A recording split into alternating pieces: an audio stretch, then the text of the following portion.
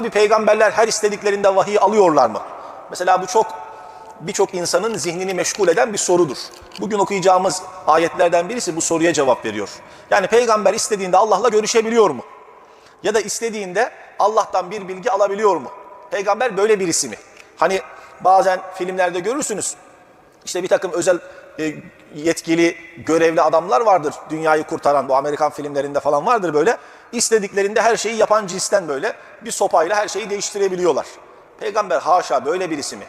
Yani bunun için söylüyorum, hani anlaşılsın diye muhterem Müslümanlar. Peygamber böyle birisi mi? Allah'la istediği zaman görüşebiliyor mu? Allah'tan istediği zaman istediği bilgiyi alabiliyor mu?